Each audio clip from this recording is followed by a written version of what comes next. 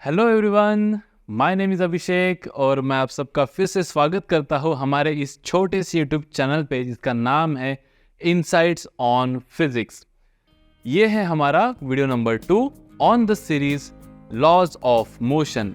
और आज के वीडियो में हम देखने जा रहे हैं what are the world famous Newton's laws of motion. Newton साहब ने 3 लॉज दे दिए और सब पूरा मोशन का जो कहानी है वो 3 लॉज में बयां कर दी विदाउट एनी एक्सेप्शन, मतलब आमतौर पर।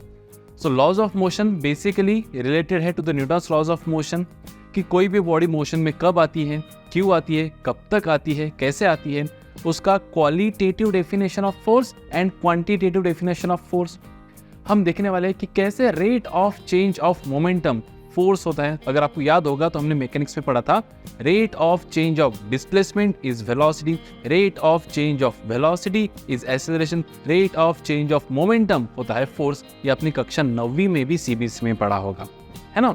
तो इस तरह से इसमें काफी सारे questions related to the Newton's laws of motion, laws of motion के स्टेटमेंट्स, फर्स्ट लॉ और सेकेंड लॉ आज हम देखने वाले। थर्ड लॉ के लिए एक अलग से वीडियो बनेगा क्योंकि थर्ड लॉ के तहत law of conservation of linear momentum भी आ जाता है। तो पूरे केस में मोमेंटम यहाँ पे बहुत इंपॉर्टेंट रोल प्ले करता है क्योंकि rate of change of momentum बन जाता है फोर्स, मोमेंटम मतलब चेंज इन मोमेंटम मतलब हो जाता है इम्पल्स, और law of conservation of momentum मतलब Newton's third law of motion. तो momentum momentum momentum everywhere momentum. तो मोमेंटम इसलिए हमने इसके पहले के वीडियो में मोमेंटम पे खास तौर पर ज्यादा स्टडी किया है। So without wasting much of your time, let's start with our today's topic, that is laws of motion. बढ़िया से हेडिंग देख दो, laws of motion.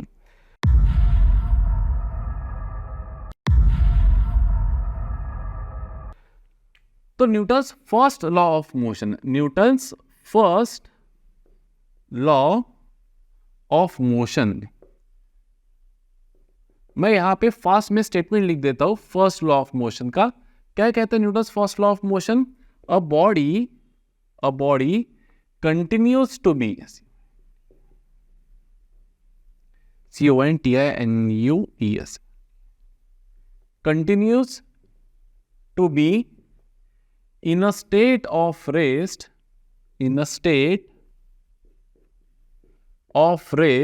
अगर रेस्ट में होंगी तो रेस्ट में रहेंगी, और ऑफ यूनिफॉर्म मोशन, और ऑफ क्या लिखेंगे सर? Uniform motion. कब तक? अंटिल एन एक्सटर्नल, कैसा? बाहरुनी, एक्सटर्नल अनबैलेंस्ड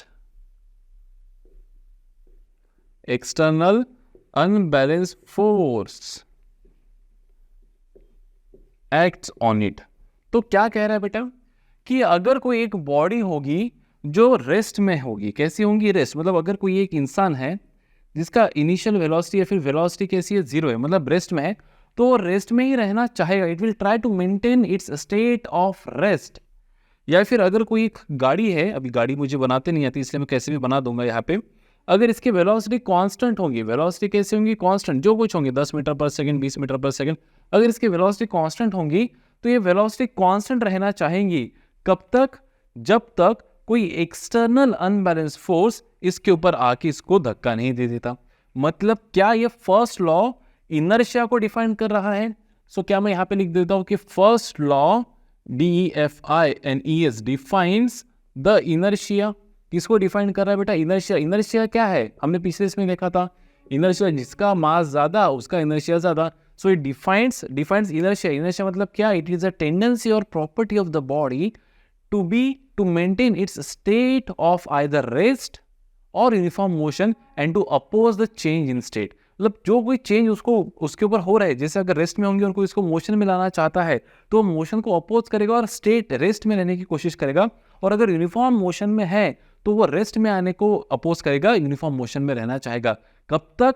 जब तक उसके ऊपर कोई बाहरी एक्सटर्नल अनबैलेंस्ड, मतलब नेट फोर्स 0 नहीं होना चाहिए। नेट फोर्स 0 हो गया तो जैसे मान लो इधर 10 न्यूटन, इधर 10 न्यूटन, तो बैलेंस फोर्स हो गया। अनबैलेंस फोर्स चाहिए। जब तक कोई एक्सटर्नल अनबैलेंस फोर्स उसके ऊपर नहीं लगता तब तक बॉडी तो रेस्ट में है तो रेस्ट में रहेंगी, यूनिफॉर्म मोशन में है तो यूनिफॉर्म मोशन में रहेगी। इसलिए फर्स्ट लॉ जो है ये मोर और लेस किसको डिफाइन कर रहा है बेटा? बॉडी के इनर्शियल प्रॉपर्टी को डिफाइन कर रहा है। इसलिए न्यूटन्स फर्स्ट लॉ को क्या कहा जाएगा बेटा? लॉ ऑफ इनर्शिया भी कहा जाएगा। क्या कहा जाएगा बेटा? न्यूटन्स फर्स्ट लॉ को लॉ ऑफ इनर्शिया। और ये जो है ये हमें क्वालिटेटिव डेफिनेशन ऑफ फोर्स दे रहा है। Qualitative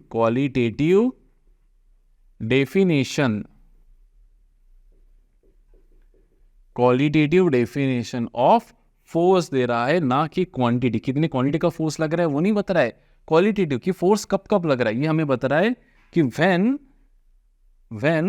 body will come in motion, body motion में कब आएगा, इसका जवाब दे रहा है Newton's first law of motion. कब आएगा?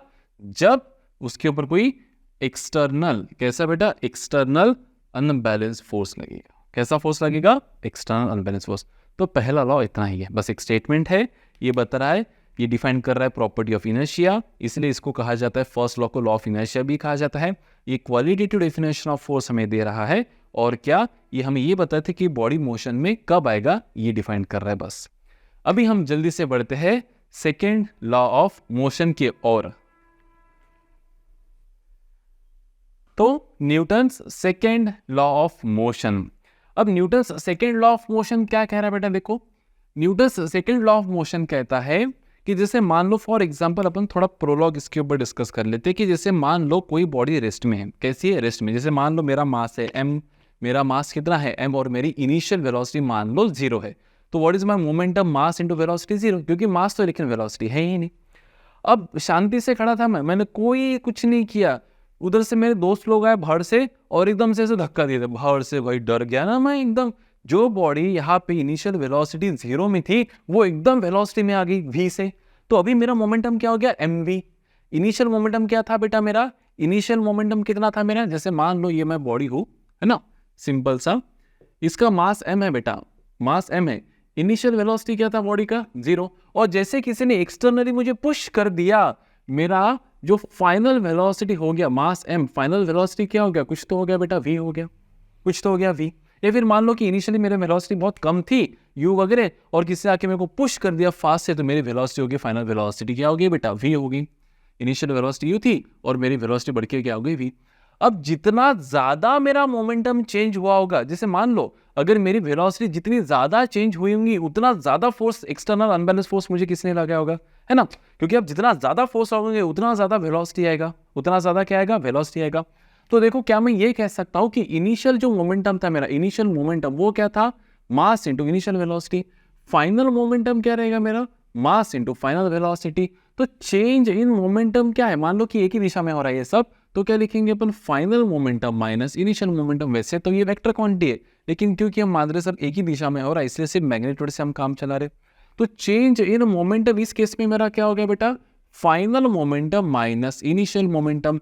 तो what is by change in momentum? It is m, in bracket लिखूंगा v माइनस u। ये हो गया बेटा मेरा चेंज इन मोमेंटम। अब ये मोमेंटम जितने कम समय में चेंज होगा, मोमेंटम जितने कम समय में चेंज होगा उतना ज्यादा मुझ पे फोर्स एक्सर्ट हुआ, ऐसा मैं कहूंगा। क्यों पता है? क्योंकि देखो, एकदम सिंपल उदाहरण से अपन देखते हैं। आपने कभी वो क्या बोलते उसको 26 जनवरी या फिर 15 अगस्त के वक्त थोड़ा परेड वगैरह टाइप होता है हमारे स्कूल में, या फिर आपने कभी वो कराटे वाले देखे होंगे, है ना? वो क्या करते हैं, ऐसे एकदम प्लेट्स रखे होते हैं, है ना? ऐसे प्लेट्स क्या बोलते हैं उसको, ईट वगैरह कुछ रखे होते हैं ना ऐसे, और वो ऐसे ऐसे करते एकदम ऐसा, और वो ऐसे मारते क्या उसको? ऐसे नहीं मारते, वो ऐसे करेंगे और फाड़ से एकदम मार देंगे। समझ में आ रहा है नहीं आ रहा है? ऐसा वो क्यों कर रहे पता है? क्योंकि उनका मोमेंटम जो चेंज हो रहा है वो कम से कम समय में हो। क्यों कम से कम समय में हो? क्योंकि कहा जाता है कि rate of change of momentum, rate of change of momentum, जितना तेजी से मोमेंटम चेंज होगा is force. Rate of change of momentum is force, मतलब जितना फास्ट मोमेंटम चेंज होगा। जैसे मान लो मेरा मोमेंटम इनिशियल वेलोसिटी 0 है, तो इनिशियल मोमेंटम हो जाएगा इसका 0, क्योंकि मास तो लेकिन वेलोसिटी है नहीं। और फाइनल मोमेंटम अपन मान लेते v, तो मेरा मोमेंटम mv मतलब 0 से, क्योंकि u तो 0 है ना बेटा, तो mu इज इक्वल टू 0, तो मोमेंटम इनिशियल मोमेंटम 0 से फाइनल मोमेंटम क्या हो गया? mv।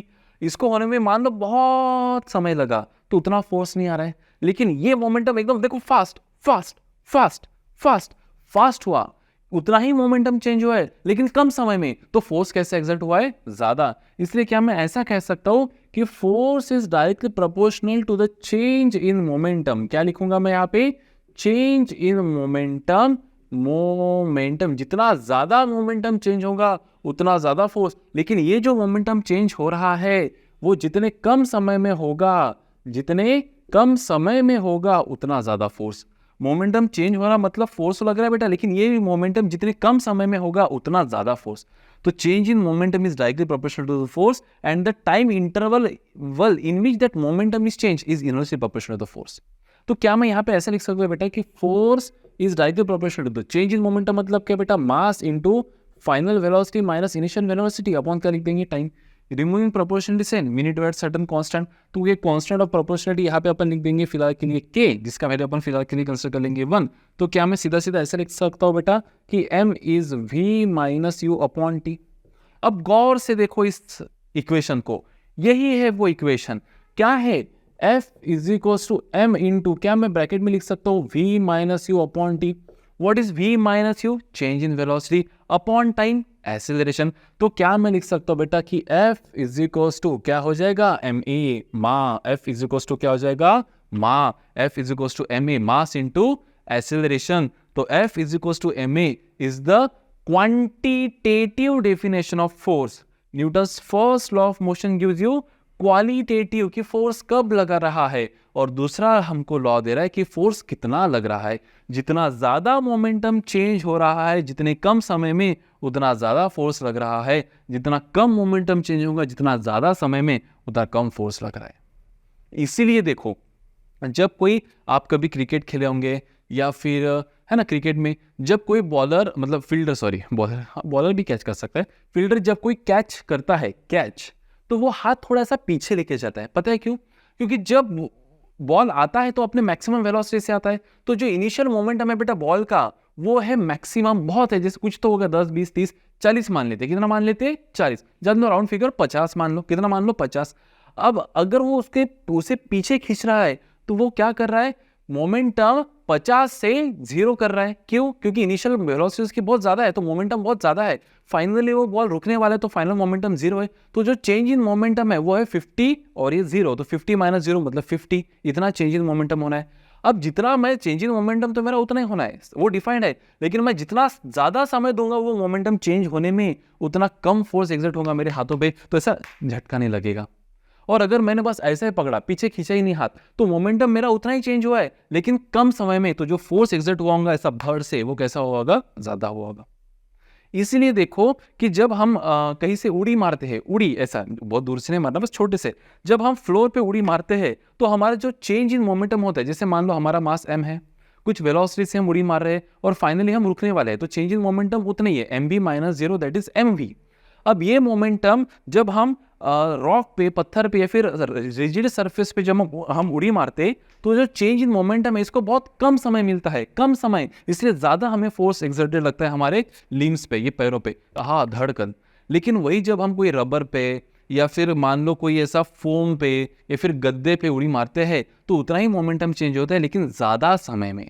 Slow slow slow slow velocity कम होती जाती है, मतलब इतना भी स्लो नहीं लेकिन कंपैरेटिवली स्लो। तो फोर्स कैसे एक्सर्ट होता है बेटा? कम। इतना सिंपल काम है ये। That is force is rate. अब ये देखो rate of change of momentum मैंने क्यों कहा? ये जो हमें फोर्स का डेफिनेशन मिल रहा है बेटा, ये वाला फोर्स, ये हो जाएगा हमारा एवरेज फोर्स। क्यों? क्योंकि यहाँ पे हमने कौन सा वेलोसिटी निकाला, यहाँ पे चेंज इन मोमेंटम कैसा निकाला हमने? Average, averagely, initial, finally. अगर मुझे इंस्टेंटेनियस फोर्स चाहिए भाई एक एट अ पर्टिकुलर इंस्टेंट, है ना, तो मैं क्या लिखूंगा यहाँ पे? Force is what? Limit delta T. बहुत ही कम समय में जो मेरा मोमेंटम चेंज हुआ है, बहुत ही कम समय में, ये तो मेरा एवरेज हो गया। एवरेज फोर्स बाय कितना लग रहा था? Final momentum minus initial momentum upon time. तो बहुत कम समय में जो मेरा बहुत छोटू सा पिल्लू सा यूलू सा जो मेरा मोमेंटम चेंज हुआ है, मतलब ही मैं इसको क्या लिख सकता बेटा कि F इज इक्वल्स टू क्या? dp by dt, that is rate of change of momentum. ये मुझे दे रहा है बेटा इंस्टेंटेनियस वैल्यू ऑफ फोर्स। कौन सा value of force? Instantaneous value, average value of force बोल सकते हैं अपन इसको बोल सकते हैं अपन इंस्टेंटेनियस वैल्यू ऑफ फोर्स। इसलिए कहा जाता है कि rate of change of velocity acceleration, rate of change of displacement velocity, rate मतलब क्या, with respect to time, derivative with respect to time.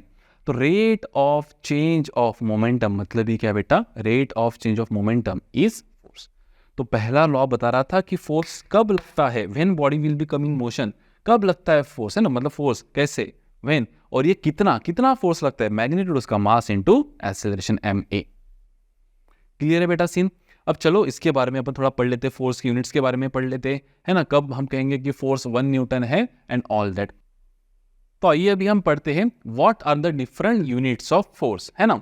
तो देखिए बेटा, वैसे देखा जाए तो there are 2 units of force, 2 system of units of force. पहला होता है हमारा absolute system, ABSOLUTE, absolute unit, absolute unit लिख देते अपन सबसे पहले, एब्सोल्यूट यूनिट। अब देखो SI सिस्टम में एब्सोल्यूट यूनिट ऑफ फोर्स है बेटा न्यूटन। क्या है, यहां पे हम लिख देंगे पहला पॉइंट कि इन SI system the absolute unit of force, absolute unit of force is Newton. क्या है, इज न्यूटन। अब 1 न्यूटन मतलब कितना बेटा, देखो कि जैसे मान लो हम लिख सकते हैं यहाँ पे कि F इज इक्वल टू क्या लिखेंगे बेटा, यहाँ पे हम F is equal to ma। मतलब क्या मैं ये कह सकता हूँ कि फोर्स 1 न्यूटन तब कहलाएगा जब 1 kg के मास को 1 मीटर पर सेकेंड स्क्वायर का एक्सेलरेशन मिले। When a mass of 1 kg is accelerating by 1 metre per second square, तो 1 kg के मास को 1 मीटर पर सेकेंड स्क्वायर से एक्सेलरेशन को एक्सेलरेट करने के लिए जो बल लगता है वो बल कितना होता है बेटा, 1 न्यूटन। तो ऐसा यूनिट ऑफ फोर्स क्या हो जाएगा, 1 न्यूटन। और इसलिए हम यहाँ पे ऐसा भी लिख सकते हैं कि 1 न्यूटन मतलब ये बेटा क्या, 1 × 1 1 kg metre per second square, पर सेकेंड स्क्वायर।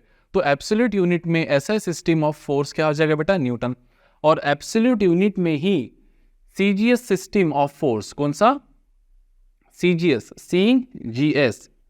सिस्टम में, absolute unit in CGS system of force, CGS system, in CGS system the absolute unit of force is dyne। क्या है बेटा, डाइन। डाइन मतलब क्या, ग्राम सेंटीमीटर पर second square. जिसने हमारा यूनिट्स, मेजरमेंट्स एंड डायमेंशंस देखा होगा उसको ये सब पता है। मतलब क्या बेटा कि जैसे यहाँ पे मैं बोल रहा हूँ कि 1 ग्राम के 1 kg के मास को 1 मीटर पर सेकेंड स्क्वायर से एक्सेलरेट करने के लिए जो बल लगता है वो है 1 न्यूटन। तो वैसे मैं लिखूंगा यहाँ पे क्या कि 1 डाइन मतलब क्या बेटा कि 1 ग्राम, 1 kg नहीं, अभी CGS यूनिट है ना, तो 1 ग्राम मास को 1 सेंटीमीटर पर सेकेंड स्क्वायर से एक्सेलरेट करने के लिए जो बल लगता है दैट इज 1 डाइन। तो मैं इसको यहाँ पे लिख दूंगा क्या कि 1 ग्राम सेंटीमीटर पर सेकेंड स्क्वायर। सो 1 न्यूटन मतलब 1 kg metre per second square, और 1 डाइन मतलब क्या, 1 ग्राम पर सेंटीमीटर, 1 ग्राम सेंटीमीटर पर सेकेंड स्क्वायर। और इनके बीच में रिलेशन क्या है बेटा, रिलेशन यहाँ पे अपन लिख देंगे relation between SI unit of force in absolute unit and CGS unit of force in absolute unit. मतलब क्या, न्यूटन और dyne. What is the SI unit of force in absolute Newton, Newton. What is the CGS unit of force in absolute unit, system of unit, it is dyne. तो relation between Newton and dyne. तो क्या रहेगा बेटा relation between Newton and dyne, देखो 1 Newton माने 1 kg metre per second square माने 1 × 1 kg मतलब बेटा 10 to the power 3 into metre मतलब बेटा 10 to the power 2। ये 1 kg मतलब 10 to the power 3 gram, 1 metre मतलब 10 to the power 2 सेंटीमीटर पर क्या लिखेंगे, सेकेंड स्क्वायर। तो सीधा सीधा मैं लिख सकता हूँ यहाँ पे कि 1 न्यूटन इज क्या बेटा 10 to the power 5। 1 न्यूटन मतलब कितना आ जाएगा यहाँ पे हमारा 10 to the power 5 gram centimetre पर सेकेंड स्क्वायर। मतलब ये बेटा 10 to the power 5 क्या लिख देंगे यहाँ पे, डाइन। तो सीधा सीधा मैं लिख सकता हूँ यहाँ पे कि 1 न्यूटन माने 10 to the power 5 dyne. Newton क्या है, ये भी यूनिट ऑफ फोर्स ही है, लेकिन कौन सा, इट इज ऐसा unit of force in absolute unit. ये क्या है बेटा, कौन सा, डाइन। ये भी यूनिट ऑफ फोर्स ही है, लेकिन कौन सा, CGS unit of force in absolute unit. दूसरा होता है हमारा ग्रेविटेशनल यूनिट। कौन सा यूनिट बेटा, ग्रेविटेशनल यूनिट। ये शायद से अभी आपको ना समझे, लेकिन वक्त के हिसाब से जैसे हम न्यूमेरिकल्स लेंगे वैसे आपको इसका और डिटेल समझ आ जाएगा। लेकिन फिलहाल के लिए हम क्योंकि यूनिट्स पढ़ ही रहे हैं तो चलिए उसी में थोड़ा इसको समझने की क्या कर लेते बेटा, कोशिश कर लेते, है ना। तो देखिए जैसे मैं बोल रहा हूँ यहाँ पे पहला कौन सा था हमारा एब्सोल्यूट यूनिट, दूसरा हम लिखेंगे यहाँ पे gravitational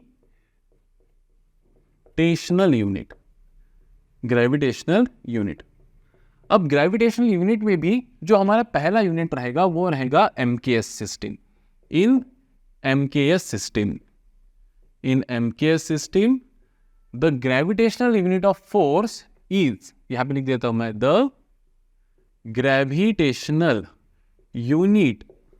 unit of force is KG weight. क्या है बेटा, केजी वेट।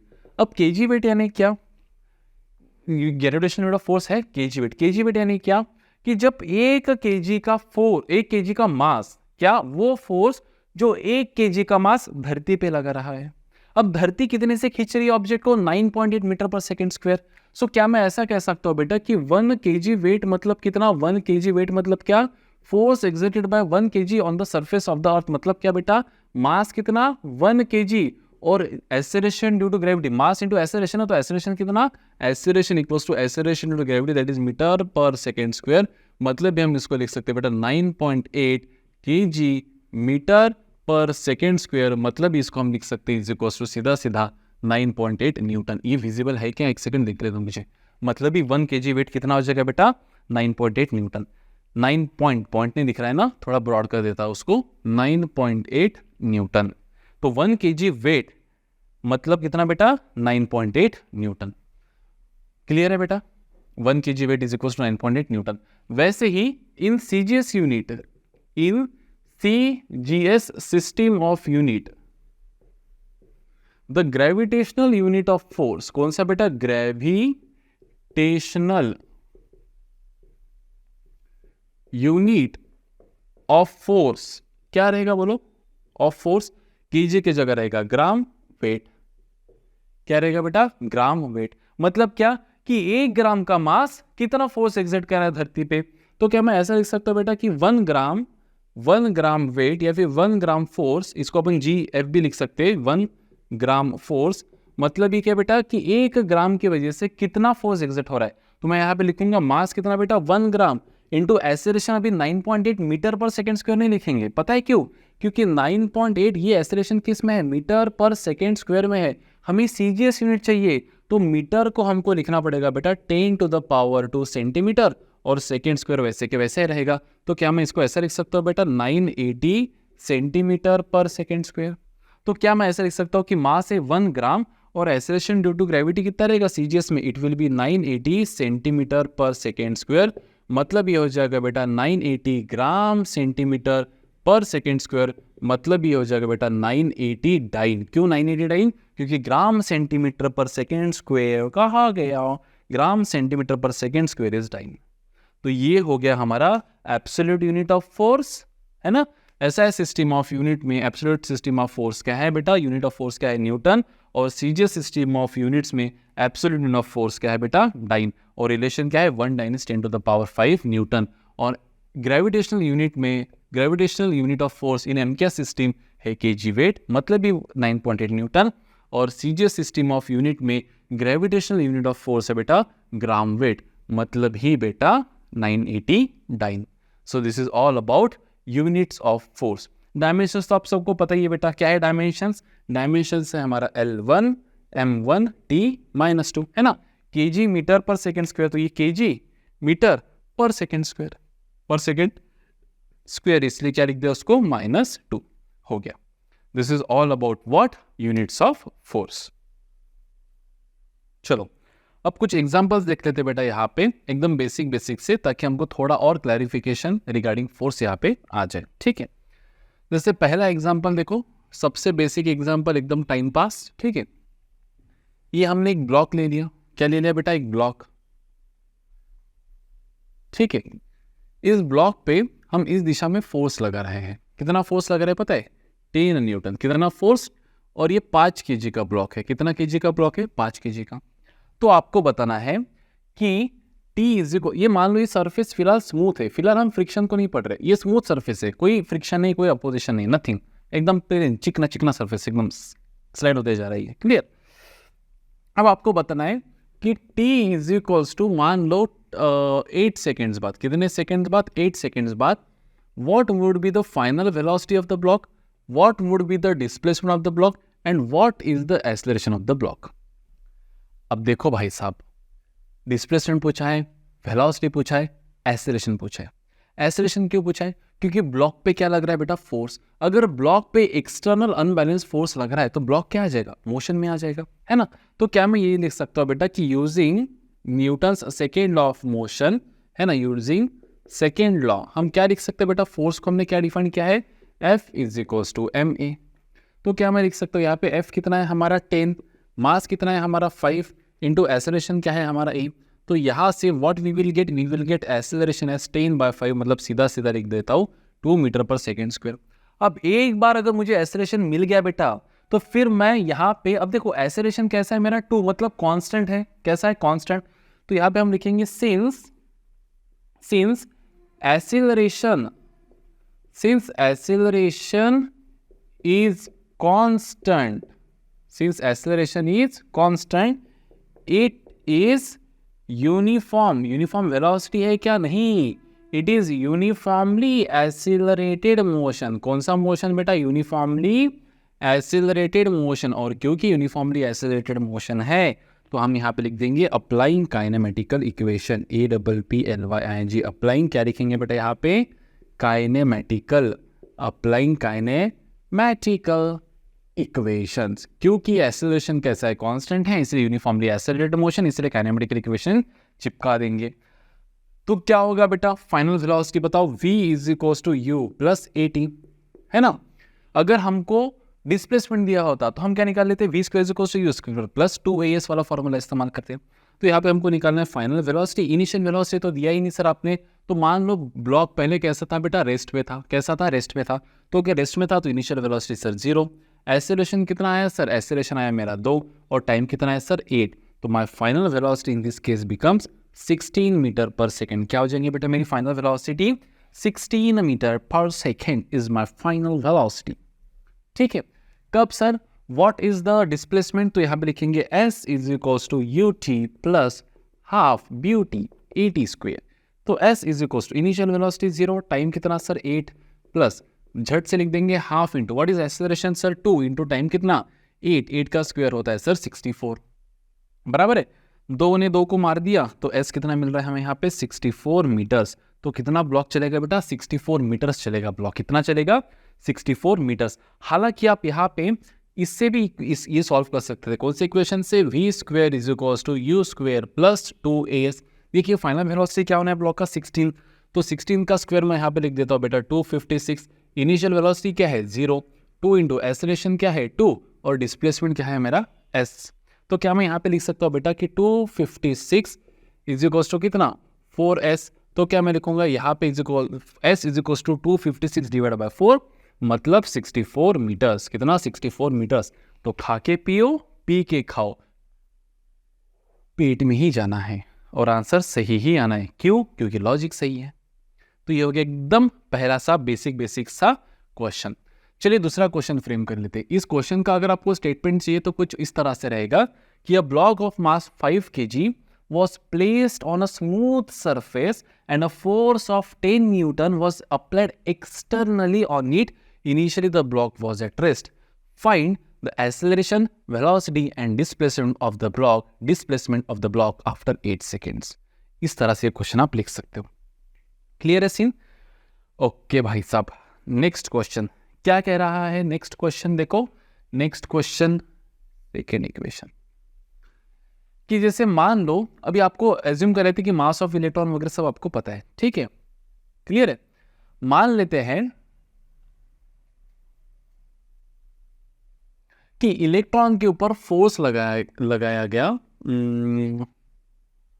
इलेक्ट्रॉन के ऊपर फोर्स लगाया गया बेटा 10 to the power -10 न्यूटन, बहुत ही कम 0.000000001 न्यूटन, मतलब 10 to the power -10 Newton. Electron है ना, कितना फोर्स लगेंगे, ठीक है। मास तो इलेक्ट्रॉन का आपको पता ही है, तो आपको निकालना है find the velocity displacement and acceleration of electron after 1 millisecond, 1 millisecond मतलब 10⁻³ second, if initially it was at rest. बस कुछ नहीं भाई साहब, एक इलेक्ट्रॉन को निकाला, रुको निकाल देते, इलेक्ट्रॉन टुचुक, इस इलेक्ट्रॉन के ऊपर फोर्स लगाया भाई साहब, शांति से बैठा था। कितना मास है इलेक्ट्रॉन का? 9.1 इंटू 10⁻³ kg।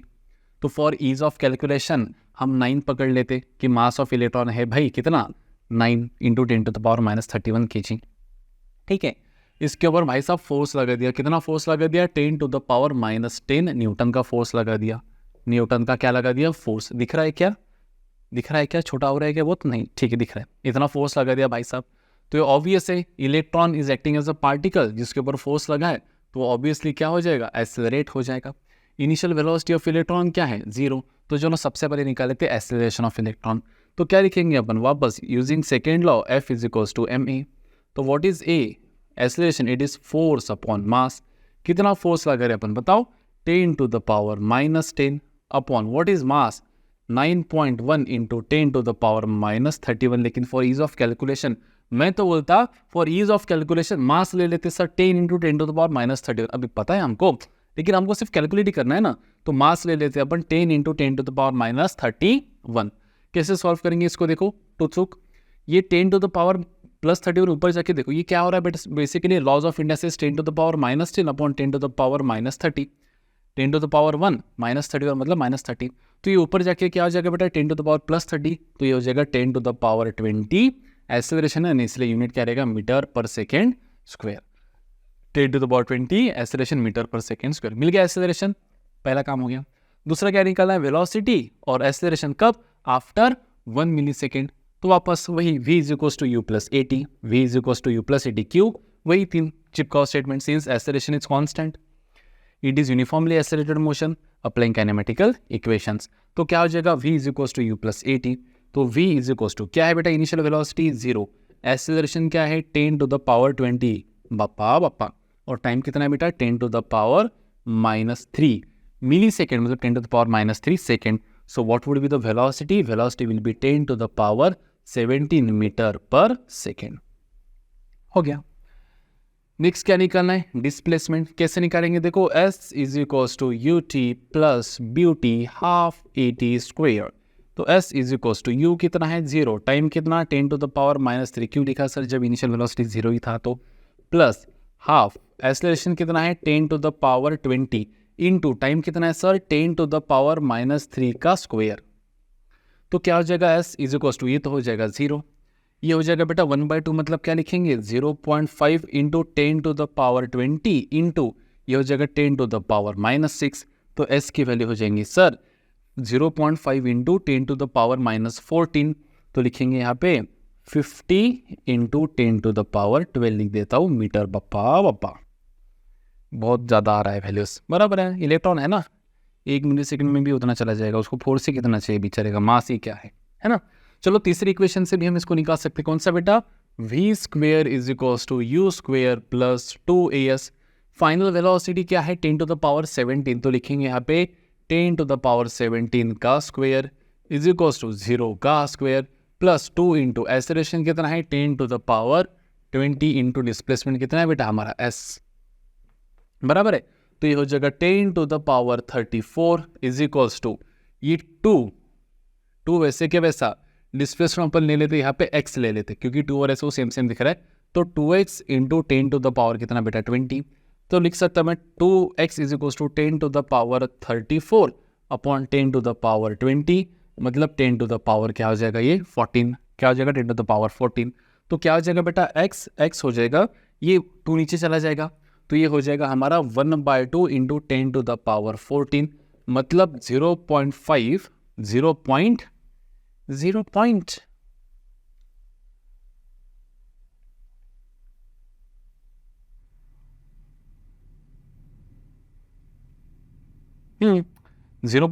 इंटू कितना? 10⁻14। वही तो आ रहे हैं, देखो 0.5 इंटू 10⁻14, मतलब में हमने क्या लिखा 50 इंटू 10⁻12, है ना। तो लिख सकते हैं यहाँ पे x is equals to, 2 zero इसको दे दो तो 0.5 इंटू 100 ये हो जाएगा बेटा 50 इंटू 10⁻ कितना 12 metres. So this becomes your displacement. चलिए भाई साहब और एक न्यूमेरिकल चिपका देते हैं। क्या कह रहा है भाई साहब नेक्स्ट क्वेश्चन, देखो आपको अगर क्वेश्चन लिखना तो आप लिख भी सकते हो।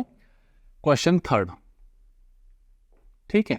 क्या कह रहा है कि भाई एक वुडन का ब्लॉक था, क्या था, वुडन का ब्लॉक,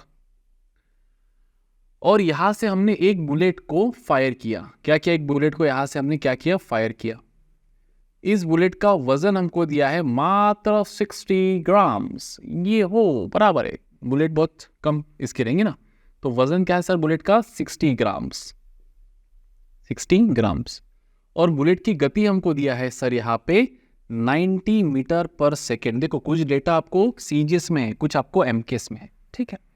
और बोल रहा है कि जब ये बुलेट ये ब्लॉक के अंदर, वुडन ब्लॉक के अंदर पेनिट्रेट हो गई, वुडन ब्लॉक के अंदर क्या हो गई, पेनिट्रेट हो गई, तो 60 सेंटीमीटर अंदर जाकर रुक गई। ऑब्वियस है सर, ये तो हम विदाउट फिजिक्स पर भी एज्यूम कर सकते हैं कि भाई साहब यहाँ पे वुडन का ब्लॉक रखो, पकड़ो पिस्तौल, उस वुडन के ब्लॉक को पकड़ो और थड़ा से मार दो। लेकिन बाकायदा ये ब्लॉक मूव नहीं हो रहा है, ऐसा अपन एज्यूम कर रहे हैं, है ना। तो ब्लॉक भी तो उड़ेंगे ही ना, तो अपन मानेंगे कि ये ब्लॉक नहीं उड़ रहा है भाई, क्लियर है। या फिर मान लो ये दीवार के अंदर मार दिया बुलेट, तो दीवार तो उड़ने से रह गई, तो अंदर 60 सेंटीमीटर जाकर बुलेट, मतलब 2 फीट, लगभग 2 फीट अंदर जाकर वो बुलेट गड़ गई, वहां पे रुक गई। ऑब्वियसली रुकेगी, क्यों रुकेंगे बताओ, क्योंकि अपोजिंग फोर्स उसके ऊपर लग रहा है। तो वही तो है sir, calculate opposing force, calculate the opposing, या फिर दूसरा शब्द है रेजिस्टिव फोर्स। अपोजिंग या फिर रेजिस्टिव फोर्स हमको यहां पे निकालना है। तो रेजिस्टिव फोर्स कैसे निकालेंगे बेटा, सबसे पहले what is force, mass into acceleration. तो मास तो सर किसके ऊपर रेजिस्टेंस हो रहा है सर, बुलेट के ऊपर, तो बुलेट का मास लेना पड़ेगा 60 ग्राम्स, वो तो मिल गया सर। एक्सेलरेशन कैसे निकालेंगे सर, पहली बात तो हमको ये बताओ कि यहाँ पे एक्सेलरेशन है या रिटार्डेशन है, सर रिटार्डेशन है यहाँ पे, इसलिए आंसर माइनस में आएगा, इसलिए तो रेजिस्टिव फोर्स कहा गया है। तो सबसे पहले तो सर निकालो रिटार्डेशन, क्योंकि force is mass into acceleration, जिसका मास तो हमको यहाँ पे दिया है, लेकिन दिया क्या नहीं है सर, रिटार्डेशन नहीं दिया है। तो चलो सबसे पहले रिटार्डेशन निकाल दे बच्चा। तो देखो यहाँ पे डेटा लिख देते अपन, क्या दिया है हमको यहाँ पे, इनिशियल वेलोसिटी। कौन सी वेलोसिटी बेटा, इनिशियल वेलोसिटी। क्या दिया है इनिशियल वेलोसिटी बताओ, initial velocity u is equal to 90 metre per second. Final velocity, कौन सी वेलोसिटी बेटा, फाइनल। अरे भाई साहब फाइनली तो वो अंदर जाके गड़ गया, तो फाइनली तो वो रेस्ट में आ जाएगा, तो 0। यस और no. What is displacement travelled by the body, कितना डिस्प्लेसमेंट किया है बेटा बॉडी ने, displacement travelled by the body is s is equal to 60 centimetre, मतलब ही 0.6 मीटर, क्योंकि 1 सेंटीमीटर मतलब 10⁻⁻2 मीटर, तो 60 इंटू 10⁻⁻2 मतलब 0.6 मीटर। तो निकालना क्या है सर, एवरेज रिटार्डेशन। तो वापस से यूनिफॉर्मली वो रिटार्ड हो रहा है, तो सिंस वही लिखेंगे, since it is uniformly retarded motion, since the acceleration is constant it is uniformly retarded motion and hence using kinematical equation। तो कौन सा इक्वेशन इस्तेमाल करेंगे, देखो इनिशियल वेलोसिटी पता है, फाइनल वेलोसिटी पता है, डिस्प्लेसमेंट पता है, एक्सेलरेशन निकालना है। तो इक्वेशन रहेगा v square is equal to u square plus 2as। What is final velocity sir, 0 का square. What is initial velocity sir, it is 90 बच्चा का स्क्वायर प्लस 2 इंटू एक्सेलरेशन निकालना है, डिस्प्लेसमेंट है सर 0.6। कितना है, 0.6।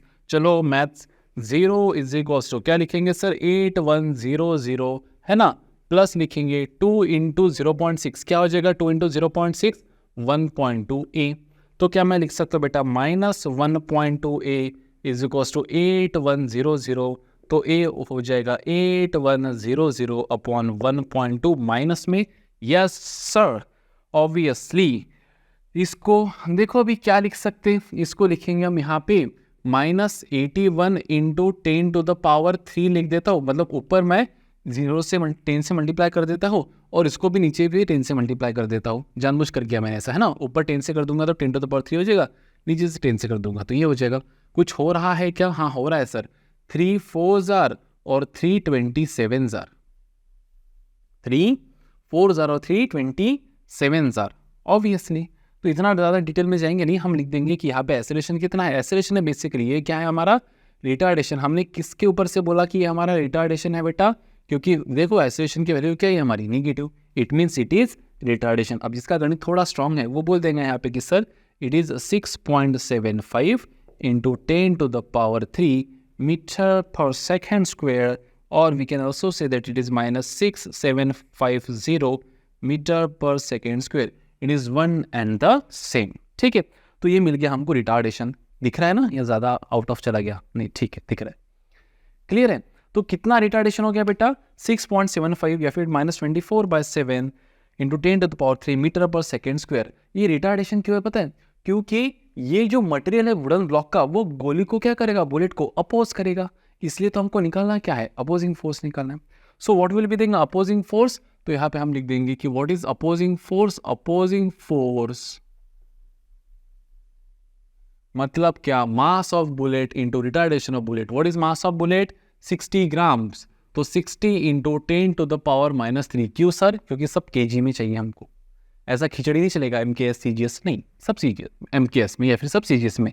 इंटू ये क्या आया बेटा यहाँ पे हमारा -6.75 इंटू 10⁻³, तो ये +3 -3 क्या हो जाएंगे यहाँ पे कैंसल। क्या लिखेंगे यहाँ पे opposing force F is equals to क्या लिखेंगे बेटा -60, वो माइनस आगे ले रहा हूँ मैं, है ना, -60 इंटू मैं इसको सीधा सीधा लिख देता हूँ बेटा 27/4। तो ये 4 1 ज़ार 4 कितने ज़ार 15 ज़ार, तो आंसर हो जाएगा -15 इंटू 27, -15 इंटू 27। तो कितना होगा 15 इंटू 27, देखो 15 7 ज़ार कितना होता है 105 का लिख देते 5 यहाँ पे कैरी 10, तो ये हो जाएगा -405। कितना हो जाएगा बेटा -405 Newton is the opposing force. एक बार वेरीफाई कर लेते, हाँ बराबर है 13 3 ज़ार 39 + 1.5 बराबर है 405 न्यूटन। तो -405 is the opposing force which is offered by the wooden block to the bullet, and because of this opposing force the bullet will stop after covering a distance of 60 cm. That's it. चलो और एक numerical लेते, बढ़िया। Next question क्या बोल रहा है देखो, अब बढ़िया से देखो, आपने कभी अपने लाइफ में स्नो वर्ल्ड में या फिर कभी आपने वो टिप्पस वगैरह है ना अपन खेलते है ना, वैसे टिप्पस वैसे डालते अपन, फिर ऐसे लंगड़ते लंगड़ते जाते उसके पास, या फिर स्नो वाले रीजन में स्नो वर्ल्ड में आपने कभी स्केटिंग वगैरह कुछ देखा ही होगा, है ना। तो देखो रिलेटिवली जब हम स्केटिंग सीमेंट के सरफेस पे करते हैं और कुछ फोर्स लगाते हैं तो हम जल्दी रुक जाएंगे। वहीं हम अगर आइस स्केटिंग करें तो थोड़ा सा फोर्स भी हमने लगा दे तो काफ़ी देर तक हम चलते जाते हैं। पता है क्यों? क्योंकि अपोजिशन कम होता है आइस द्वारा, है ना, फ्रिक्शन कम होता है। तो उसी से रिलेटेड एक न्यूमेरिकल है, क्या कहता है देखो, कि जैसे मान लो कि कोई एक पेबल है ना, जिसका मास आपको दिया है बेटा 40 ग्राम्स। कितना दिया है 40 ग्राम्स। इसको फेंका गया बेटा 40 न्यूटन से, कितने से 40 न्यूटन से फेंका गया, क्लियर है। और ये यहाँ से 400 किलोमीटर, 400 नहीं लेते, मैं तो बोलता 1600 मीटर, कितना बेटा 1600 मीटर पर जाकर, 1600 मीटर पर जाकर मतलब 1.6 किलोमीटर इतना दूर जाकर वो रुक हो गया फाइनली। तो इनिशियल वेलोसिटी हो गई हमारी कितनी बेटा, ये फाइनल वेलोसिटी क्या हो गई हमारी ये। अब ये रुक क्यों गया? क्योंकि थोड़ा सा क्यों ना हो, लेकिन वो जो आइस का सरफेस था वो पेबल को क्या कर रहा था बेटा, अपोजिशन ऑफर कर रहा था। तो सेम यही क्वेश्चन से अलाइन ये क्वेश्चन है कि बताइए what is the resistive force, या फिर what is the resistive force opposing force which has been exerted on this pebble by this ice का सरफेस। तो कितना अपोजिंग फोर्स इसके ऊपर लगा होगा बोलते, इस आइस सरफेस के द्वारा। तो वापस वही बेटा, फोर्स क्या रहेगा हमारा, मास इनटू एक्सेलरेशन। अब यहाँ पे हमारा फोर्स वापस नेगेटिव आएगा, क्यों? क्योंकि मोशन के अपोजिट यहाँ पे क्या हो रहा है, काम हो रहा है ना। एक्सेलरेशन इधर क्या है, एक्सेलरेशन नहीं है, मोशन के डायरेक्शन में क्या है बेटा, इधर मोशन इधर हो रहा है ना, तो इधर एक्सेलरेशन नहीं है, क्या है, रिटार्डेशन है, इसलिए नेगेटिव आंसर आएगा, रेजिस्टिव फोर्स, बराबर है। तो मास तो हमको पता है, निकालना क्या है, एक्सेलरेशन। तो वही सेम कॉन्सेप्ट हो गया क्या, कि v square is equals to क्या लिखेंगे यहाँ पे, v square is equals to u square plus 2as। Final velocity है 0 जब वो रुक जाएगा। इनिशियल वेलोसिटी देखो कितना है हमारा, इनिशियल वेलोसिटी है 40, तो 40 का स्क्वायर हम लिखेंगे बेटा यहाँ पे 1600 प्लस 2 इंटू एक्सेलरेशन ए इंटू एस कितना है बेटा हमारा डिस्प्लेसमेंट 1600। तो लिखेंगे 0 is equals to 1600 minus 3200 A.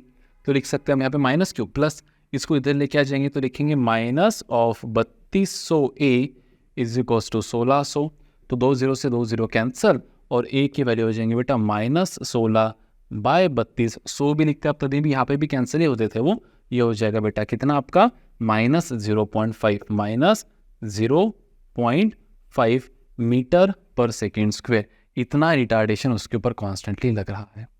So what is the resistive force, यहाँ पे हम लिख देते हैं अपोजिंग फोर्स। कौन सा फोर्स बेटा, opposing force. So what is the opposing force which is exerted by the ice surface on the pebble, again mass into retardation. तो लिख देंगे यहाँ पे F is equals to what is mass बेटा 40 gram. तो लिखेंगे 40 into 10 to the power -3 into what is acceleration, it is minus 0.5। तो 40 into minus 0.5 ये हो जाएगा हमारा 20। तो -20 इंटू लिखेंगे 10 टू द पावर -3 न्यूटन्स। मतलब यहाँ पे हम लिख सकते हैं बेटा सीधा सीधा 20 मिली न्यूटन। मिली मतलब 10 टू द पावर -3। या फिर आप ऐसे भी लिख सकते थे इसको, मिली विली मत लिखो, न्यूटन के केस में नहीं लिखा जाता है वैसा। तो लिखेंगे -0.02 न्यूटन, है ना। -3 मतलब क्या, 1 2 3, तो 1 2 3 बराबर है। तो ये हो जाएगा हमारा बेटा कितना -0.02 न्यूटन। इतना रेजिस्टिव फोर्स उस जो आइस का जो मैट्रेस है, जो वहाँ पे चादर बिछी हुई है बेटा किसकी, आइस की, वो यहाँ पे अपोजिशन कर रहा है। ऐसे और एक छोटा सा न्यूमेरिकल ले लेते एकदम पिल्लू सा, जो मैं यहाँ पे बस आपको समझा देता हूँ। अगेन आप प्रैक्टिकल लाइफ एग्जाम्पल है। जैसे मान लो आप साइकिल करते हो या फिर गाड़ी चलाते हो, है ना। आपने साइकिलिंग किया और बाद में आपने पेडल मारना छोड़ दिया, तो क्या होगा, कुछ देर बाद जाकर आपकी साइकिल रेस्ट में आ जाएंगी। अभी वापस साइकिल रेस्ट में क्यों है बेटा, क्योंकि साइकिल के टायर पे रोड ने अपोजिशन ऑफर किया। तो वही वापस हमको निकालना है कि मान लो कोई एक साइकिलिस्ट है, अभी मेरे को साइकिल नहीं निकल जाएगा, मैं ऐसे कुछ तो भी निकाल देता हूँ। यहाँ पे साइकिल हो गई हमारी, ठीक है। ये साइकिल हमारी चल रही थी बेटा 10 मीटर पर सेकेंड से, कितने से, या फिर ले लो 18 किलोमीटर पर आवर से। कितने से चल रही थी, 18 किलोमीटर पर आवर से। और साइकिल विथ इंसान का मास आपको दे दिया गया यहाँ पे, मान लो 10 kg। कितना दे दिया गया बेटा यहाँ पे, 10 kg, काफ़ी होता है 10 kg, ठीक है। और मान लो ये 100 मीटर जाकर, कितना मीटर जाकर, 100 मीटर जाकर फाइनली ये साइकिल रुक गई। तो what is the opposition offered, वापस वही क्या, F is equals to ma, है ना। सबसे पहले हम निकालेंगे एक्सेलरेशन। तो इनिशियल वेलोसिटी भाई साहब हमको दिया है 18, तो 18 को हम कन्वर्ट कर लेंगे मीटर पर सेकेंड में। तो 18 इंटू 5/18, 18 से 18 कैंसिल, ये हो जाएगा हमारा 5 metre per second. Final velocity हमारी 0 है, तो इक्वेशन हम इस्तेमाल करेंगे v² is equals to u² plus 2as। Final velocity क्या है, 0²। इनिशियल वेलोसिटी क्या है 5, तो लिख दूंगा सीधा सीधा 25 प्लस 2 इंटू एक्सेलरेशन है a और डिस्प्लेसमेंट कितना है हमारा 100 है। तो क्या लिखेंगे यहाँ पे 0 इज इक्वल्स टू 25 प्लस क्या लिखेंगे 200a। तो क्या लिख सकते हैं हम यहाँ पे, देखो -200a इज इक्वल्स टू 25। तो a हो जाएगा बेटा -25/200, तो ये हो जाएगा -1/8 metre per second square, metre per second square. So what is the opposing force in this case then बेटा, देखो अपोजिंग फोर्स क्या हो जाएगा, F is equals to what is m 10 into what is a बेटा -1/8। तो 10/8 मतलब 5/4 -1.25 Newton. इतना opposing force उस रोड सरफेस ने, किसने बेटा, रोड सरफेस ने किसके ऊपर लगाया, हमारे बाइसिकल पे लगाया। यहाँ पे वो जो चादर थी आइस की उसने पेबल पे लगाया, यहाँ पे वुडन ब्लॉक ने बुलेट पे लगाया। तो इस तरह से काफ़ी एग्जाम्पल्स यहाँ पे F is equals to ma पे बनते हैं। चलिए और एक मोस्ट परफेक्ट एग्जाम्पल यहाँ पे हम ले लेते हैं, बढ़िया से 2 एग्जाम्पल्स ले लेंगे, बाद में हम यहाँ पे रुक जाते हैं, ठीक है। आप कभी भी बेटा न्यूमेरिकल्स को या फिर इसको जितना मैं ज़्यादा ले रहा हूँ उसको घबराओ नहीं या फिर बोर ना हो जाओ, क्योंकि जितना ज़्यादा न्यूमेरिकल्स आप सॉल्व करोगे उतना ही ज़्यादा आपको कंसेप्चुअल क्लैरिटी आते जाएगा। अब देखिए भाई साहब, जैसे हमने आपको कहा था कि बेसिक डेफिनेशन ऑफ फोर्स क्या है, फोर्स को हम लिख सकते rate of change of momentum, rate of change of momentum, ठीक है। अब rate of change of momentum मतलब ही क्या बेटा कि F is equals to d/dt of P. P क्या है हमारा momentum. But what is momentum बेटा? Momentum is mass into velocity. Mass into velocity, बराबर है. अब देखो बेसिकली मैं इसको ये लिख सकता कि यहाँ से दो बाइफर्केशंस बनते हैं. कितने बाइफर्केशंस बनेंगे? यहाँ से दो. कि अगर मान लो कि हमारा मास कांस्टेंट है, ऑब्वियसली मास तो कांस्टेंट ही रहने वाला है ना मेजर केसेस में. तो अगर मेरा मास कैसा है बेटा? कांस्टेंट है. तो क्या हो जाएगा ये देखो, F is equals to mass constant हो जाएगा तो वो आ जाएगा बाहर. ब्रैकेट में क्या बचेगा बेटा? dv/dt. क्या बचेगा? dv/dt. And what is derivative of velocity with respect to time? That is acceleration. तो इसलिए हम कहते हैं बेटा कि फोर्स क्या है हमारा? मास इनटू एक्सेलरेशन. तो इसका यूसेज या फिर इसका एप्लीकेशन तो अभी हमने पिछले 4 न्यूमेरिकल्स में पढ़ाई है, force is mass into acceleration. लेकिन कोई कोई केस में, जैसे एक एग्जांपल मैं आपको बताता हूँ कि जैसे मान लो यहाँ पे हमने कोई एक ब्लॉक रख दिया. क्या रख दिया बेटा? ब्लॉक. और मान लो यहाँ पे एक पिचकारी है. क्या है यहाँ पे? एक पिचकारी. और इस पिचकारी से ऐसा ऐसा ऐसा ऐसा अपन क्या कर रहे हैं? इस ब्लॉक के ऊपर ऐसा पिचकारी से क्या मार रहे हैं बेटा? एक वाटर का जो जेट है वो इम्पिंच कर रहे हैं इसके ऊपर. क्लियर है? अब यहाँ पे सीन क्या है? ये जो ब्लॉक है ये ब्लॉक मूव करेगा. मान लो इसका मास कुछ m दिया है आपको, है ना. ये ब्लॉक मूव करेगा आपका. क्यों मूव करेगा पता है? क्योंकि ये जो पिचकारी है इसमें से जो जेट निकल रहा है बेटा, वो क्या कर रहा है? इसके ऊपर फोर्स एक्सर्ट कर रहा है. अब इस पिचकारी से जो जेट निकल रहा है वो कांस्टेंट वेलोसिटी से निकल रहा है. कैसे निकल रहा है? Constant velocity. देखो स्विंग. तो फोर्स कैसे एक्सर्ट करेगा? तो अगर वेलोसिटी कांस्टेंट रहा तो फोर्स का इक्वेशन क्या होता है? देखिए मान लो यहाँ पे वेलोसिटी कांस्टेंट है. क्या कांस्टेंट हो गया यहाँ पे हमारा? वेलोसिटी. तो क्या लिखेंगे बेटा हम यहाँ पे? फोर्सेस. अगर वेलोसिटी कांस्टेंट है तो लिख देंगे v को बाहर लेना पड़ेगा. और क्या बचेगा बेटा यहाँ पे? dm/dt. तो ये बन जाता है हमारा सेकेंड फॉर्मूला फॉर फोर्स. देखो force is rate of change of momentum. अगर मास कांस्टेंट रहा तो m इंटू dv/dt मतलब ma. अगर वेलोसिटी कांस्टेंट रहा तो v इंटू dm/dt. अब dm/dt क्या है सर? dm/dt को कहा जाता है बेटा मास फ्लो रेट. क्या कहा जाता है? Mass flow rate. Mass flow rate मतलब क्या? कि कितना मास बह रहा है पर यूनिट टाइम. कि एक सेकंड में कितना मास निकल रहा है. कि जैसे आप यहाँ से जेट इम्पिंच कर रहे हो, क्या कर रहे हो? इम्पिंच कर रहे हो, तो कितना मास ऑफ वाटर निकला पर सेकेंड इंटू कितने वेलोसिटी से निकला, उतना फोर्स ये जेट इसके ऊपर क्या करेगा बेटा? एक्सर्ट करेगा.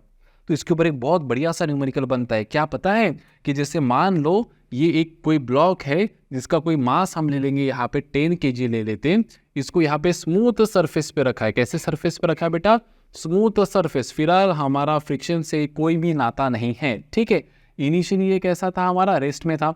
और मान लो यहाँ से जेट से 10 मीटर पर सेकेंड से कॉन्स्टेंटली dm/dt कितना पानी निकल रहा है बेटा? पानी निकल रहा है 0.5 kg पर सेकेंड.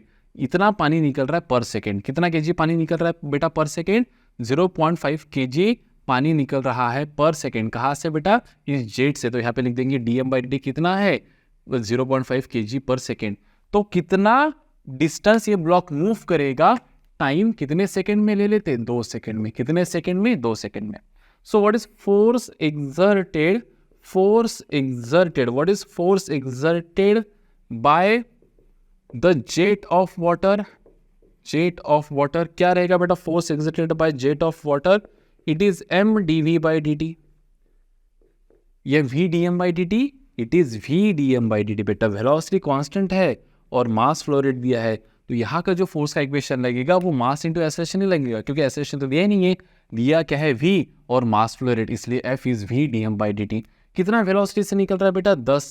कितना वेलोसिटी से निकल रहा है? 10. कितना मास निकल रहा है? 0.5 kg पर सेकेंड. तो what is the force exerted? It is 5 Newton's. कितना फोर्स एक्सर्ट कर रहा है बेटा ये इसके ऊपर?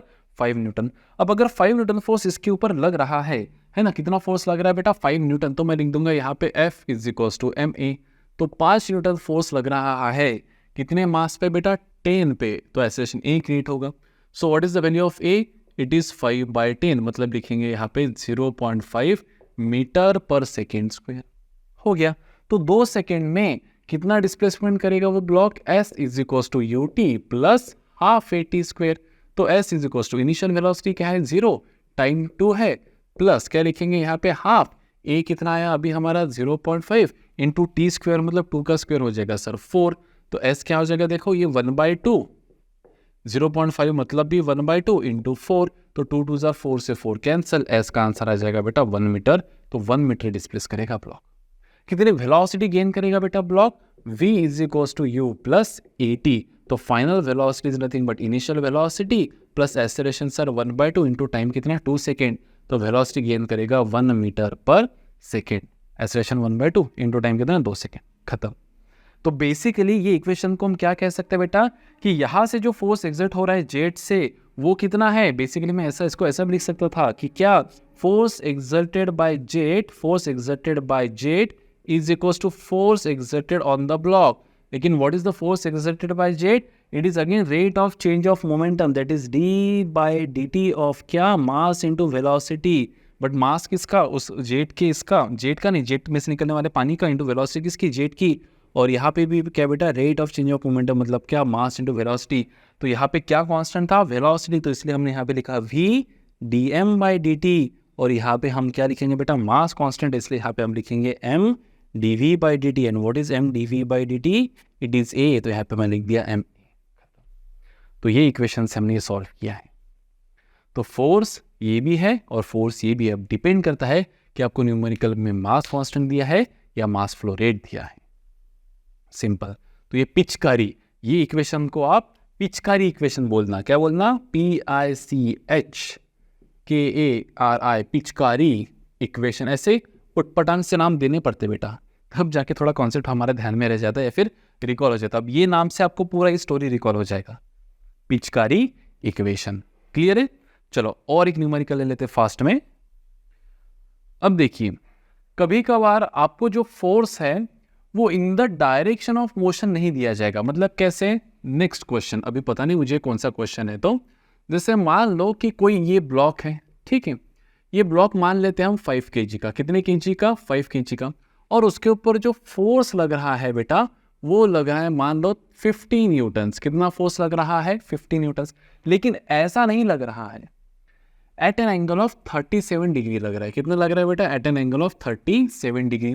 तो आपको वापस वही पूछा है कि what is the acceleration of the block, what is the displacement of the block, and what is the final velocity of the block after 10 seconds. 10 second बाद ब्लॉक कहाँ जाएगा, कैसा जाएगा, कैसे जाएगा, क्या सीधा ही जाएगा, फाइनल वेलोसिटी क्या रहेगा, उसका डिस्प्लेसमेंट क्या रहेगा। अब देखो यहाँ पे सीन क्या हो रहा है बेटा, जो 50 न्यूटन फोर्स इस ब्लॉक पे इस तरह से लग रहा है, इसके हम दो कंपोनेंट्स बना सकते हैं, क्या, एक कंपोनेंट इन दिस डायरेक्शन और एक कंपोनेंट इन दिस डायरेक्शन। तो ये अगर 50 है और अगर एंगल इस कंपोनेंट के साथ दिया है तो ये हो जाएगा बेटा हमारा 50 cos ऑफ 37 डिग्री, और ये हो जाएगा हमारा क्या बेटा 50 sin ऑफ 37 डिग्री। तो cos 37 होता है बेटा 4/5, तो ये हो जाएगा हमारा 40 न्यूटन्स, और ये हो जाएगा बेटा हमारा 30 न्यूटन्स। अब ये 30 न्यूटन्स तो कहाँ लग रहा है, नीचे, तो ये नीचे तो घुसने से रहा, तो एक्चुअली जो फोर्स इसके ऊपर लग रहा है बेटा, इसको जो आगे ले जा रहा है वो कौन सा लग रहा है, 40 Newton's, that is the horizontal component of this inclined force 40 Newton is driving this block ahead. बस अब ये न्यूमेरिकल जो है इसको अपन ने जो सबसे पहला न्यूमेरिकल किया उस फॉर्म में कन्वर्ट कर लिया कि भाई साहब 5 kg का ब्लॉक है, 40 न्यूटन फोर्स है। कोई कोई क्या कर लेते बेटा, बस सीधा सीधा F is equals to mass into acceleration, answer आ जाता है 10, लेकिन वो गलत है। अरे भाई ये 50 न्यूटन तो इसको इधर लेके जा रहा, एक्चुअली ब्लॉक कहाँ जाएगा, इधर जाएगा ना, क्योंकि जमीन में तो घुसने से रह गया ये, है ना, और सरफेस स्मूथ है तो फ्रिक्शन विक्शन का कोई केस ही नहीं यहाँ पे। तो 50 का ये कंपोनेंट 30 इसको कुछ नहीं कर रहा है, लेकिन 50 का ये जो कंपोनेंट 40 वो इसको कहाँ लेके जा रहा है बेटा, आगे लेके जा रहा। तो क्या लिखेंगे हम यहाँ पे, force is equals to again क्या लिखेंगे, मास इंटू एक्सेलरेशन। कितना फोर्स लग रहा है 40, मास कितना है सर यहाँ पे 5, और एक्सेलरेशन है a, तो a हो जाएगा हमारा 40/5 which is equals to 8 metre per second square, 8 metre per second square. What will be final velocity, मान लो इनिशियली ये ब्लॉक रेस्ट में था, कैसा था, रेस्ट में था, इनिशियल क्या दे देते इसका रेस्ट, तो लिखेंगे v is equals to u plus at, तो लिखेंगे v is equals to u कितना है हमारा 0 प्लस a कितना है सर a है 8, और टाइम कितना है सर टाइम 10। तो what will be final velocity, बाप रे जरा ज़्यादा ही नहीं हो गई ये वेलोसिटी हो गई ज़्यादा ही नहीं हो गई, ठीक है, कोई दिक्कत नहीं। कितना लेते बेटा यहाँ पे 80 मीटर पर सेकेंड, ज़्यादा ही हो गया, 1 सेकेंड में 80 मीटर। ठीक है, कोई दिक्कत नहीं, जाने दो। What will be the displacement बेटा? डिस्प्लेसमेंट क्या रहेगा? वही s is equals to u t plus half of a t square. तो s is equals to initial velocity तो 0 इंटू टाइम कितना 10, तो ये आंसर तो 0 ही आने वाला है। प्लस क्या लिखेंगे यहाँ पे, हाफ a कितना है 8 इंटू टी का स्क्वायर मतलब 100 लिख दो बेटा, 2 1 जार 2 4 जार, तो ऐसा आ जाएगा हमारे यहाँ पे 400 मीटर। कितना आ जाएगा बेटा यहाँ पे? डिस्प्लेसमेंट हो जाएगा हमारा 400 मीटर। कहीं गलत कर दिया क्या मैंने? एक बार देख लो फास्ट में वेरीफाई करते हुए। You t plus half A T square बराबर है 400 मीटर। क्लियर है सीन? तो इस तरह से भी न्यूमेरिकल हमको दे सकते हैं। अब देखिए, जैसे हमने आपको पहले कहा है कि फोर्स क्या है sir? Force is rate of change of momentum, मतलब क्या? dp by dt। तो क्या हो सकता है? आपको दिया जाएगा इक्वेशन ऑफ मोमेंटम, आपको दिया जाएगा इक्वेशन ऑफ मोमेंटम और बोलेंगे कि भाई साहब फोर्स निकालिए या फिर एक्सेलरेशन बताइए। तो इक्वेशन ऑफ मोमेंटम देंगे आपको कुछ भी, p as a function of time दे देंगे, और अगर आप p को डेरिवेट करोगे विथ रिस्पेक्ट टू टाइम तो आपको क्या मिल जाएगा बेटा? फोर्स। और फिर उस डेरिवेशन को अगर आप f को इक्वेट करोगे विथ रिस्पेक्ट टू ma तो आपको मिल जाएगा बेटा acceleration as f by m। अब ये जो एक्सेलरेशन आपका आ रहा है, अगर ये कांस्टेंट आ रहा है तो फिर अगर आपको डिस्प्लेसमेंट टाइम वेलोसिटी निकालना है तो आप इस्तेमाल करोगे काइनेमेटिकल इक्वेशंस। कौन से इक्वेशंस बेटा?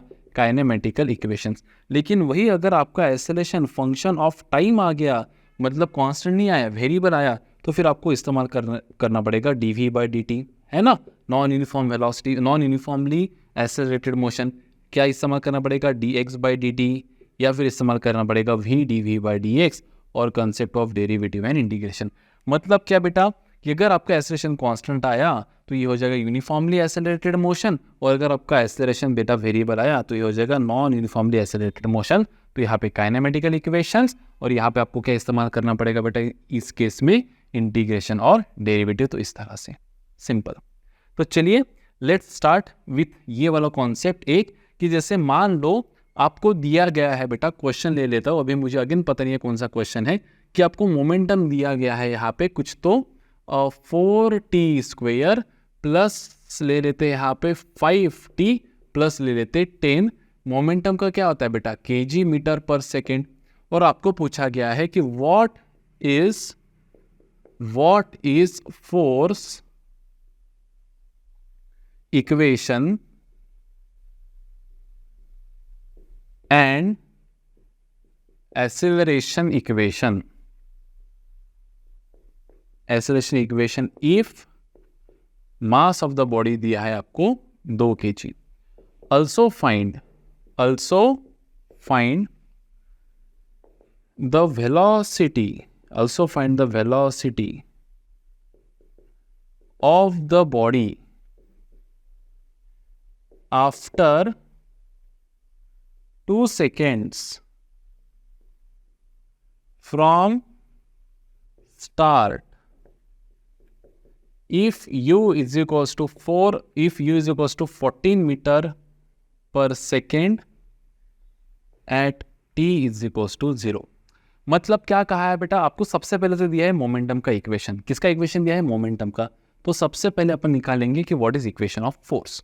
ठीक है, सो व्हाट इज फोर्स? हम लिख सकते हैं यहाँ पे कि भाई we know that force is rate of change of momentum. तो लिखेंगे d by D t of, क्या लिखेंगे बेटा यहाँ पे? हम लिखेंगे 4t स्क्वेयर प्लस क्या लिखेंगे? 5t plus 10। तो क्या हो जाएगा ये इक्वेशन बेटा? ये हो जाएगा मेरा 8t प्लस क्या हो जाएगा 5। तो what is the equation of force? Force का इक्वेशन हो जाएगा सर 8t प्लस 5। क्या हो जाएगा? 8t plus 5। इसको हम लिख सकते हैं न्यूटन में। अब गौर करो यहाँ पे फोर्स आपका as a function of time आया बेटा। Force is a function of time. इसका अर्थ क्या है कि force is not constant, no force is variable. जब समय t 0 रहेगा तो फोर्स रहेगा 5, जब समय 1 सेकंड रहेगा तो फोर्स रहेगा 13, जब समय 2 सेकंड रहेगा तो 8 2 16 प्लस 5 रहेगा 21, जब समय 3 सेकंड रहेगा तो 24 प्लस 5 रहेगा 29। तो अलग अलग टाइम पे फोर्स अलग अलग है, तो एक्सेलरेशन भी कांस्टेंट नहीं है। क्यों? क्योंकि देखो मैंने अभी आपको कहा फोर्स को इक्वल करो मास इनटू एक्सेलरेशन। तो यहाँ से हमको क्या निकल रहा है बेटा? Equation of acceleration. तो what is acceleration? Force upon mass. तो यहाँ पे अपन लिख देते कि ये हो जाएगा हमारा instantaneous, TANEOUS, instantaneous equation of force. Force खुद कैसा है बेटा? वेरिएबल है। So what is acceleration? Acceleration is force upon mass. What is force? 8t plus 5। What is mass? It is 2। तो क्या मैं सीधा सीधा ऐसा लिख सकता हूँ बेटा? 2 को एरेज कर देता हूँ, अलग ही लिख दिया 2 मैंने, है ना? तो क्या मैं लिख सकता हूँ बेटा कि this is instant dhokla, instant TANEOUS, instantaneous equation of acceleration. Clear है? नेक्स्ट हमको क्या निकालना है? Also find the velocity of the body after 2 second. 2 second बाद क्या निकालना है सर? वेलोसिटी निकालना है। अब एक्सेलरेशन का इक्वेशन पता है, याद करो, non uniform velocity, non uniform accelerated motion वाला वीडियो। एक्सेलरेशन इक्वेशन है और वेलोसिटी निकालना है, तो क्या मैं लिख सकता हूं? ए को dv by D T. A को मैं क्या लिख सकता हूं बेटा? dv by D T. और क्या है मेरा A? It is 8t plus 5 divide by 2। तो क्या मैं लिख सकता हूं? सीधा सीधा dv is equal to dt को उधर भेज देंगे अपन। क्या लिखेंगे बेटा यहाँ पे? 8t plus 5 whole divide by 2 of क्या लिख देंगे बेटा यहाँ पे? dt। अब देखो भाई साहब, हमको v नहीं चाहिए, we want equation of v। कब चाहिए हमको? Velocity at 2 seconds. और बताया गया है कि जब समय शून्य था तो वेलोसिटी पहले कितनी थी? 14 थी। कितनी थी? 14 थी। तो कैसे करेंगे? इंटीग्रेट मारेंगे। इंटीग्रेट मारेंगे क्यों? क्योंकि नॉन यूनिफॉर्म अगर एक्सेलरेशन होगा, एक्सेलरेशन अगर फंक्शन ऑफ टाइम होगा, तो dv by D T, dx by D T, v dv by dx से हमको सॉल्व करना पड़ेगा इंटीग्रेशन डेरिवेटिव से। तो जब समय शून्य था तो वेलोसिटी थी 14, तो जब समय t रहेगा तो वेलोसिटी रहेगी v। तो फिर अपन लिख देंगे यहाँ पे, आप डायरेक्ट ये भी लिख सकते थे कि जब समय 2 सेकंड रहेगा तो वेलोसिटी क्या रहेगी, ये आप यहाँ पे 2 भी लिख सकते थे, लेकिन पहले तो अपन velocity as a function of time निकाल लेते हैं। ठीक है।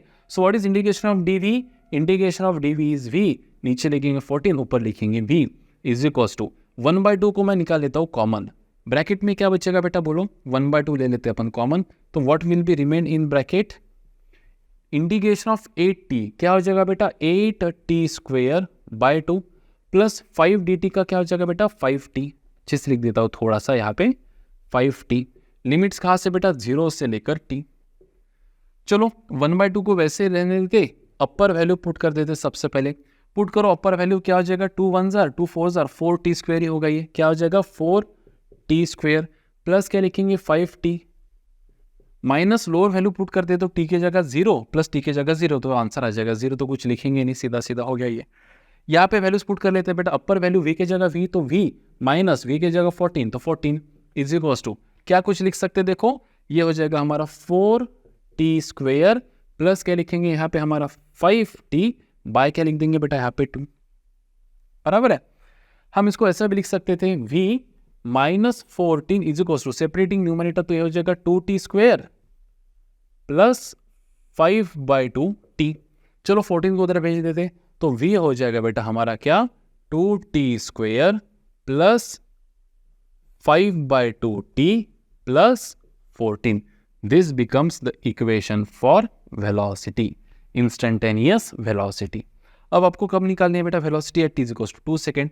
तो पुट कर दो 2, तो क्या हो जाएगा? v इज इक्वल्स टू क्या लिखेंगे? 2 इंटू 2 का स्क्वायर प्लस 5/2 इंटू t की वैल्यू क्या है? वापस 2 प्लस क्या लिख देंगे सर यहाँ पे? 14। तो ये हो जाएगा v is equals to 2 into 2 का स्क्वायर 4 4 2 जार क्या हो जाएगा यहाँ पे? 8 प्लस 2 से 2 कैंसिल, तो क्या बचेगा यहाँ पे? 5 प्लस क्या बचेगा यहाँ पे? 14। तो आंसर हो जाएगा ये 13 प्लस 14 मतलब 27 metre per second will be the velocity at t is equals to 2 second. अब 2 सेकेंड नहीं, आप कोई भी सेकेंड पे यहाँ पे इंस्टेंटेनियस वेलोसिटी निकाल सकते। क्लियर है बेटा? तो आप ये वाला ध्यान में रखिएगा। आपको दिया जाएगा momentum equation as a function of time, आप उसको डेरिवेट करेंगे तो आपको मिलेगा फोर्स। अब फोर्स अगर कांस्टेंट मिला आपको, है ना, तो फोर्स से आप एक्सेलरेशन निकालोगे F/m करके। अगर एक्सेलरेशन कांस्टेंट मिला तो वेलोसिटी, डिस्प्लेसमेंट, ये निकालने के लिए आप काइनेमेटिकल इक्वेशंस का इस्तेमाल करें क्योंकि कांस्टेंट एक्सेलरेशन है। अगर एसेलेरेशन वेरिएबल रहा, मतलब फंक्शन ऑफ टाइम है इस तरह से, तो फिर आपको non uniformly accelerated motion, uniformly accelerated motion, non uniformly accelerated motion के जरिए से फोर्स को यहाँ पे निकालना पड़ेगा। सिंपल। और फाइनली एक छोटा सा लास्ट में न्यूमेरिकल ले लेते without any time pass, then we will stop fast में। देखिए क्या क्वेश्चन बोल रहा है, इफ मोमेंटम वेक्टर आपको दिया है यहाँ पे 2t² i cap plus 4t j cap kg metre per second, then find the magnitude of force at 4 seconds. 4 second पे फोर्स का मैग्नीट्यूड क्या रहेगा। तो सबसे पहले तो फोर्स पता होना चाहिए, तो क्या लिखेंगे हम यहाँ पे, देखो वी नो डैट, हमको पता है, क्या पता है हमको कि force is rate of change of momentum. तो क्योंकि वेक्टर के फॉर्म है तो यहाँ पे लिख देते हैं कि force vector is rate of change of momentum vector, है ना। तो व्हाट विल बी फोर्स, इसके पहले अपन ऐसा नहीं लिखते थे, क्यों, क्योंकि सिंगल डायमेंशन था, तो कुछ भी करके आंसर तो वही आने वाला था। यहाँ पे 2 डायमेंशन से बेटा, इसलिए वेक्टर फॉर्म लिख लिया, ठीक है। तो यहाँ पे लिखेंगे d/dt ऑफ, क्या है बेटा, momentum vector, it is 2t² i cap plus लिखेंगे 4t j cap. So what will be the force vector, force vector क्या होगा, देखो 2t² का डेरिवेटिव क्या होगा 4t, तो ये हो जाएगा 4t i कैप प्लस इसका डेरिवेटिव 4t का डेरिवेटिव क्या हो जाएगा बेटा 4 j कैप। तो ये हो गया बेटा मेरा फोर्स वेक्टर। अब आप गौर से देखें तो फोर्स वेक्टर आए ये आई कैप प्लस ये जे कैप, इसका अर्थ क्या है बेटा कि फोर्स इन एक्स डायरेक्शन क्या है 4t, है ना। हम इसको अगर मैं इस फोर्स वेक्टर को इसके साथ कंपेयर करूं fx I cap plus fy J cap, so what is my force in X direction, देखो what is force in X direction fx, f force in X direction क्या है बेटा मेरा, देखो 4t है। तो ये फोर्स इन एक्स डायरेक्शन मेरा कांस्टेंट है या वेरिएबल है, मेरा फोर्स है वेरिएबल, क्यों, क्योंकि it is a function of time, so it is non uniformly accelerated motion. कैसा है बेटा, एक्स डायरेक्शन में जो एसिलेरेशन है वो है कैसा है, नॉन यूनिफॉर्म एसिलरेशन। और वही मैं बोलूँ what is force in Y direction, है ना, fx क्या है मेरा ये आई कैप, fy क्या है बेटा देखो मेरा सिर्फ 4 j कैप, तो 4 ये कांस्टेंट है, तो इट इज कांस्टेंट। ये 4 कैसा बेटा, what is how is the force in Y direction, it is constant. तो मैं यहाँ पे लिख सकता हूँ कि it is uniformly accelerated motion. कैसा बेटा, uniformly accelerated motion, uniformly accelerated motion.